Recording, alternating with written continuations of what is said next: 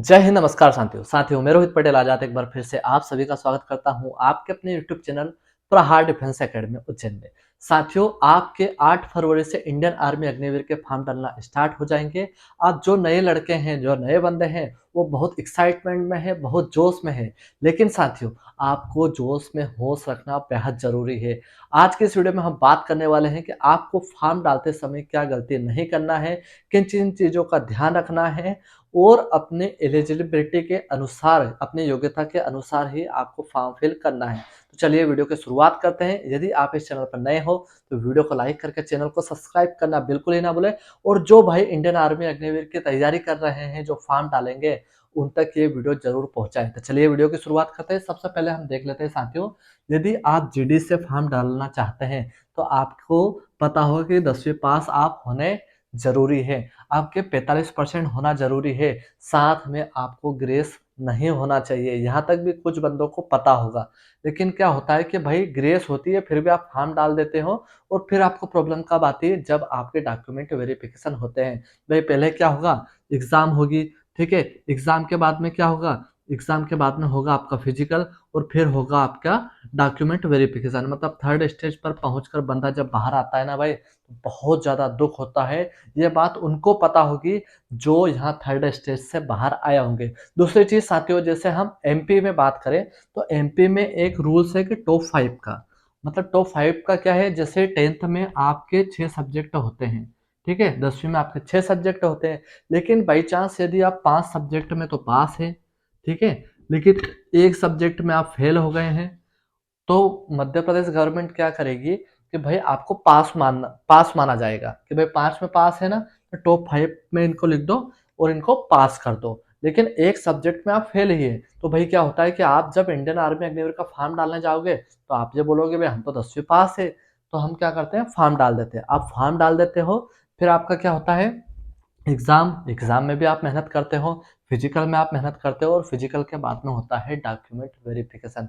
जब document verification होगा तो भाई ये आपका जो टॉप 5 वाला जो क्राइटेरिया है ना, ये मध्य प्रदेश में ही चलेगा। मध्य प्रदेश के बाहर की जो वैकेंसी है उसमें नहीं चलेगा। मतलब इंडियन आर्मी में ये मान्यता नहीं है, क्योंकि वो सेंट्रल गवर्नमेंट की है और ये राज्य का है। तो फिर राज्य में तो चलेगा लेकिन केंद्र में ये नहीं चलेगा, फिर आप वहां से बाहर हो जाओगे।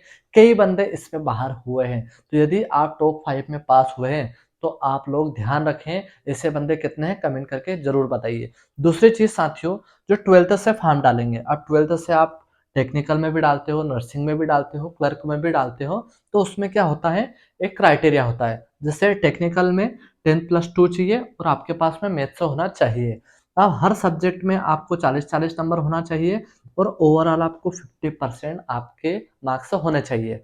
अब होता क्या है कि 50% मार्क्स तो है किसी बंदे के, लेकिन भाई हर सब्जेक्ट, जैसे 5 सब्जेक्ट होते हैं 12th में, तो 5 सब्जेक्ट में आपका क्या होगा कि 4 सब्जेक्ट में तो आपके 40-40 नंबर है, लेकिन कोई इंग्लिश में वीक है, कोई मैथ्स में वीक है, तो उसके क्या है कि जैसे इंग्लिश में वीक है, अब इंग्लिश में उसके 33% ही है, 33 नंबर ही आए हैं, तो वो क्या करेगा कि एक काम करते हैं, 33 नंबर से फॉर्म नहीं डाल रहे हैं तो अपन नंबर को बढ़ा दें।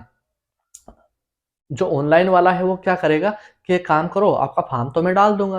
बोले कैसे, बोले सिंपल सी बात है, 33 नंबर है तो 4-5 नंबर बढ़ा दो, क्या है उसमें। तो भाई नंबर बढ़ा दोगे, फॉर्म तो आपका डल जाएगा, एडमिट कार्ड भी आपका आ जाएगा। लेकिन भाई एग्जाम होगी, फिजिकल होगा, लेकिन डॉक्यूमेंट वेरिफिकेशन होगा, तब आपको बाहर कर दिया जाएगा, ठीक है। फिर सोचो दोस्त कि जब आपकी एग्जाम में आपको मेहनत लगेगी, फिजिकल में मेहनत लगेगी, 4-6 महीने का आपका समय भी जाएगा और फिर आपको बाहर कर दिया जाएगा, फिर आपको कैसा फील होगा। और मैं टेक्निकल की ही बात नहीं कर रहा हूँ, ऐसे क्लर्क में भी है, नर्सिंग में भी ऐसे बंदे हैं जो फॉर्म फिल तो कर देते हैं, तैयारी भी करते हैं, पास हो जाते हैं, लेकिन डॉक्यूमेंट वेरिफिकेशन में उनको बाहर कर दिया जाता है। आप आर्मी वालों को बेवकूफ ना समझे दोस्तों, वो उनका दिन रात का यही काम है और हर चीज को बड़ी बारीकी से वो चेक करते हैं। इस चीज का आप लोग ध्यान रखें। ऐसा नहीं आपने 33 नंबर बढ़ा दिए तो भाई आपका एडमिट कार्ड आ गया तो सारा काम हो गया। भाई बहुत छोटी प्रोसेस है ये। इंडियन आर्मी में बहुत सारी जैसे सीढ़ी होती है ना, छत पे हमको जाना है, सीढ़ियों का सहारा लेना पड़ता है। कभी देखा आपने कि एक ही सीढ़ी बनाई हो किसी को छत पे घर पे जाने के लिए? नहीं होता है ना। वैसे ही इंडियन आर्मी में पहले आपका फॉर्म डालोगे, फॉर्म डालने के बाद में उसकी तैयारी करोगे, तैयारी के बाद में आपका एडमिट कार्ड आएगा, एडमिट कार्ड के बाद में भाई आपकी एग्ज़ाम होगी, एग्ज़ाम में क्वालीफ़ाई होना चाहिए, फिर आपका फिज़िकल होगा, फिज़िकल के बाद में आपका मेडिकल टेस्ट होगा, हाइट होगी, चेस्ट होगा, बहुत सारी चीज़ें होती हैं दोस्त, ठीक है? तो इस चीज़ का आप लोग ध्यान रखें कि आप उनको बेवकूफ़ ना बनाएँ। जैसे आपको लगता है कि भई आप तो 10th से जा सकते हो, तो जीडी में फ़ॉर्म डालो, 8th से जाना है, तो आप ट्रेडमैन में डाल दो, ठीक है? बहुत सारे ऑप्शंस हैं आपके पास, कहीं न कहीं तो आपका निशाना लग ही जाएगा, ठीक है? तो इसलिए ध्यान रखो, नहीं तो भाई ज़िंदगी में कभी भी अग्निवीर इंडियन आर्मी में आप नहीं जा पाओगे यदि ऐसा करोगे तो। ये छोटी चीज़ें हैं लेकिन ध्यान आपको रखना पड़ेगा, ठीक है? और भी यदि कोई प्रॉब्लम है आपको, साथ में साथियों इंडियन आर्मी वालों ने क्या किया है, 10th में जो भी फॉर्म डालेगा, उनके पास में लाइसेंस होना ज़रूरी है। यदि आपके पास में लाइसेंस नहीं है, तो लाइसेंस भी आप अप्लाई कर दीजिए, ठीक है? तो साथियों ये छोटी-सी जानकारी थी, छोटी-सी प्रॉब्लम आपको बड़ा दुःख दे सकती है, इसलिए आप लोग ध्यान रखें और यदि और भी कोई प्रॉब्लम है, और भी कोई डाउट हो, तो कमेंट बॉक्स आपके लिए खुला है, कमेंट करके आप मुझे ज़रूर बताइएगा। प्रहार डिफेंस अकेडमी पर 5 मार्च से आपकी न्यू बैच स्टार्ट हो जाएगी, जिसमें आपको फिज़िकल, मेडिकल, रिटन और भी जो भी चीज़ें, जो भी सुविधाएँ हम आपको दे सकते हैं, अच्छी से अच्छी प्रोवाइड करवा सकते हैं, वो हम करवाने की कोशिश कराएँगे। और साथियों यदि आपने प्रहार डिफेंस एकेडमी के साथ में मिलकर 6 महीने भी हमें दे दिए ना, तो आपको वर्दी पहनने से कोई नहीं रोक सकता साथियों।